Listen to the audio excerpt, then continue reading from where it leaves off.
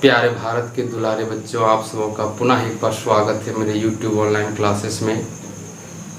इस आशा और उम्मीद के साथ कि जो भी मैं देने का प्रयास किया हूँ उससे आप ज़रूर कुछ ना कुछ लाभान्वित हुए होंगे।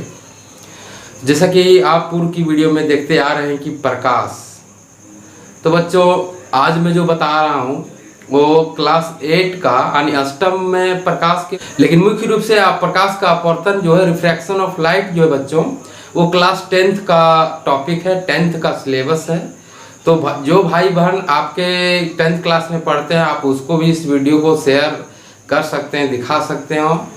तो बच्चों सबसे पहले समझना है कि प्रकाश का अपवर्तन किसे कहते हैं। तो एक छोटा सा उदाहरण और एक जीता जागता उदाहरण आप देखे होंगे कि गर्मियों के दिनों में जब आप अपने छत पर सोने के लिए जाते होंगे खाना खाकर, तो चंद्रमा की शीतलता के साथ साथ आप आसमान में कुछ बहुत चीज देखते होंगे, जो ध्रुव तारा वगैरह जो, और उसमें से भी बहुत सारे आसमान में ऐसे तारे होंगे जो आपको दिखाई देता होगा कि कुछ तारे जो है सो लगता होगा इधर है, कुछ इधर है, यानी टिमटिमाता हुआ नजर आता होगा आपको, इधर उधर इधर उधर। तो आप कह सकते हैं कि जो तारों का टिमटिमाना है वो बच्चों किस परिघटना पर आधारित है, तारे क्यों टिमटिमाते नजर आते हैं। तो हम बता दें बच्चों कि तारों का जो टिमटिमाना है वो प्रकाश के अपवर्तन के कारण होता है। Due to reflection of light a star twinkle, प्रकाश के अपवर्तन के कारण ही तारों का टिमटिमाना होता है बच्चों, इंद्रधनुष का बनना होता है। जैसा कि मैं पूर्व की वीडियो में बताया था, बहुत सारी ऐसी परिघटनाएं हैं जो प्रकाश के अपवर्तन के कारण होता है बच्चों। तो आज जो हम पढ़ने जा रहे हैं प्रकाश का अपवर्तन, वो क्या है कि what do you understand by reflection of light, refraction of light. तो बच्चों प्रकाश क्षेत्र का वह परिघटना जिसके अंतर्गत प्रकाश किरण किसी एक माध्यम से गमन करते हुए दूसरे माध्यम में प्रवेश करने के फलस्वरूप अपने मार्ग से, अपने पथ से विचलित हो जाती है, उसे प्रकाश का अपवर्तन कहते हैं। दूसरे माध्यम में प्रवेश करने के फलस्वरूप विचलित होना बच्चों मतलब मार्ग को बदल लेना, पथ को बदल लेना, चेंज कर लेना, डायरेक्शन चेंज हो जाना, यानी जिस दिशा में जा रही थी उस सीधी दिशा में नहीं जाकर के मुड़ लेना।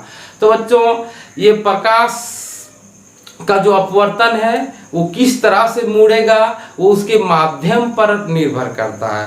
माध्यम बच्चों अब दो तरह का होता है, एक विरल माध्यम, एक सघन माध्यम, रेयर मीडियम और डेंस मीडियम। तो यहाँ पर हम समझने का प्रयास करेंगे फिगर में कि आखिर यहाँ क्या हुआ है, कि प्रकाश का अपवर्तन कैसे हुआ। एक बार समझ लीजिए कि प्रकाश क्षेत्र का वह परिघटना जब प्रकाश किरण किसी एक माध्यम से गमन करते हुए दूसरे माध्यम में प्रवेश करती है तो वो अपने मार्ग को चेंज कर लेती है, उसे प्रकाश का अपवर्तन कहते हैं। अब ध्यान दीजिए यहाँ सभी बच्चे कि प्रकाश का अपवर्तन कैसे हुआ, फिगर से समझने का प्रयास करें। यहाँ पर हम ले लिए वायु यानी एयर, और नीचे जो है वायु से प्रकाश किरण गमन करते हुए जल में प्रवेश करते हैं। ये जल है, कोई तालाब है, नदी है। अब ऐसे प्रकाश किरण हम जानते हैं कि प्रकाश किरण की प्रवृत्ति क्या होती है, नेचर क्या है कि प्रकाश सरल रेखा में गमन करती है, मतलब सीधी रेखा में गमन करती है। अब यहाँ ध्यान दिए बच्चों कि आप बताए थे कि प्रकाश सीधी रेखा में गमन करती है, तो फिर यहाँ टेढ़ कैसे हो गई, टेढ़ा कैसे हो गई। तो यहाँ पर क्यों ऐसा हो गया, क्योंकि माध्यम चेंज हो गया बच्चों। यहाँ वायु था, यहाँ जल हो गया। अब जल में जैसे प्रवेश की तो ऐसे मुड़ गई। अब यहाँ सवाल उठता होगा आप लोगों के दिमाग में कि आखिर इधर क्यों नहीं चली गई। तो उधर भी जाएगी, जब सघन माध्यम से विरल माध्यम में प्रकाश किरण प्रवेश करेगी तो वो अभिलंब से दूर हटेगी, और जब विरल से सघन में प्रवेश करेगी तो अभिलंब की ओर मुड़ेगी। तो यही चीज समझना है बच्चों कि जो आप देखते होंगे मेला बाजार में बाल्टी में गिलास रख देता है और आपको सिक्का रखने के लिए बोलता है, सिक्के यदि बाल्टी के अंदर रखे हुए गिलास में प्रवेश कर गया तो आपको उतना डबल सिक्का मिल जाता है। तो ये सब करने का प्रयास नहीं करेंगे, क्योंकि प्रकाश के अपवर्तन पर यह आधारित होता है बच्चों। जो बच्चे विज्ञान और साइंस को अच्छी तरह से जानते हैं वो उसमें धोखा नहीं खाते हैं, क्योंकि जिस स्थान में गिलास है उस स्थान में नहीं होता है, क्योंकि प्रकाश के अपवर्तन के कारण वहाँ आपको गिलास की आभासी स्थिति दिखाई देती है, वास्तविक स्थिति से कुछ हटकर।